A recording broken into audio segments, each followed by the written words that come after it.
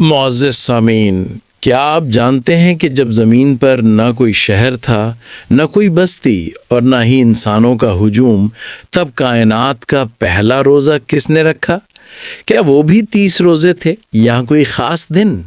آج ہم وقت کی دیواروں کو پار کر کے اس قدیم سچائی تک پہنچیں گے جو صدیوں سے تاریخ کے پردوں میں چھپی ہوئی ہے، وہ دور جب افطار کے بعد سونا بھی منع تھا۔ اگر آپ سمجھتے ہیں کہ آپ روزے کی تاریخ جانتے ہیں تو یہ 30 منٹ آپ کا زاویہ نظر بدل دیں گے۔ محترم سامعین اور میرے قابل احترام بھائیوں، آج میں آپ کو وقت کے اس قدیم اور پراسرار سفر پر لے جانا چاہتا ہوں جہاں سے انسانیت کی تاریخ کا پہلا ورق پلٹا گیا۔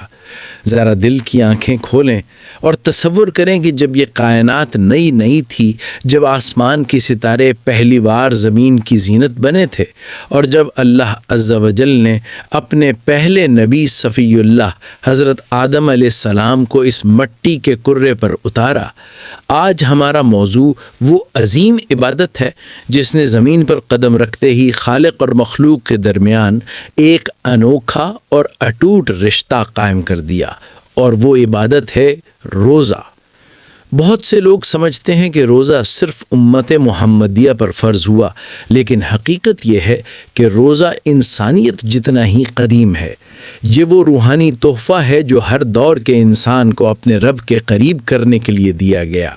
جب حضرت آدم علیہ السلام جنت کی نعمتوں سے نکل کر دنیا میں تشریف لائے تو آپ کے دل میں اپنے رب کی یاد اور رضا کی تڑپ اس قدر شدید تھی کہ آپ نے بھوک اور پیاس کو عبادت کا ذریعہ بنا لیا۔ مفسرین کے مطابق زمین پر انسانی زندگی کا پہلا امتحان صبر اور شکر کی صورت میں شروع ہوا۔ روایت میں آتا ہے کہ حضرت آدم علیہ السلام نے ایام بیض یعنی ہر مہینے کی 13، 14 اور 15 تاریخ کے روزے رکھنے شروع کیے۔ ایک ایمان افروز راز یہ بھی بیان کیا جاتا ہے کہ جنت کے ممنوع درخت کا اثر 30 دن تک جسم میں رہا، چنانچہ ان روزوں کو جسم و روح کی پاکیزگی کا ذریعہ بنایا گیا۔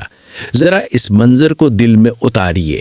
کائنات کا پہلا انسان تپتے سورج تلے اپنے رب کی خاطر پیاسا، تنہائی میں پہاڑوں کے دامن میں بیٹھ کر اپنے مالک سے ہم کلام، افطار کے وقت آنکھوں سے ندامت اور محبت کے آنسو رواں۔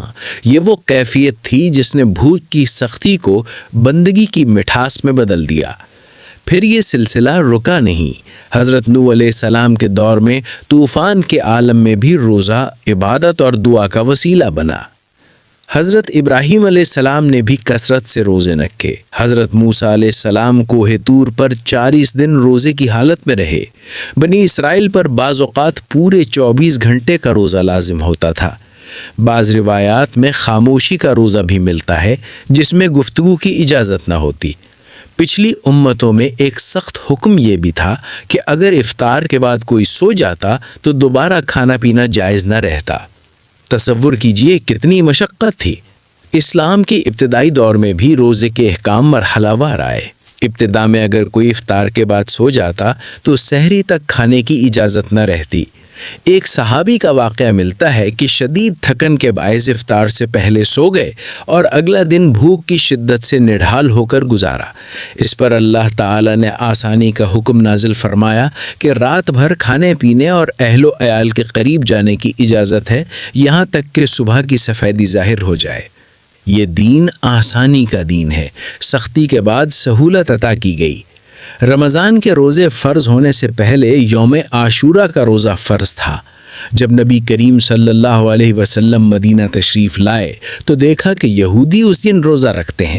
آپ نے فرمایا کہ ہم موسیٰ علیہ السلام کے زیادہ حقدار ہیں۔ پھر رمضان کے روزے فرض ہوئے اور عاشورہ نفل قرار پایا۔ رسول اللہ صلی اللہ علیہ وسلم نے ایک اہم فرق بھی بیان فرمایا کہ ہمارے اور اہل کتاب کے روزوں میں فرق سحری ہے۔ سحری صرف کھانا نہیں، یہ ہماری شناخت ہے۔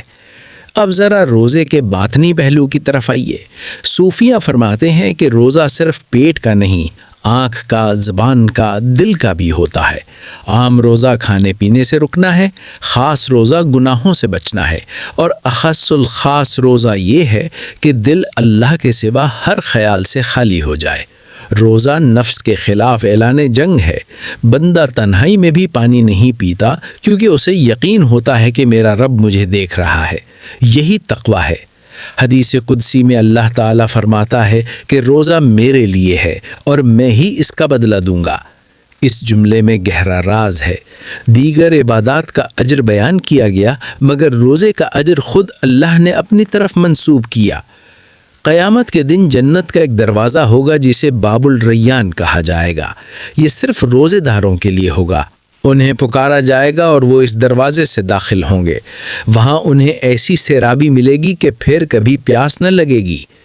قبر کے اندھیرے میں بھی روزہ ڈھال بن کر ساتھ دے گا۔ یہ عبادت دنیا اور آخرت دونوں میں نجات کا ذریعہ ہے۔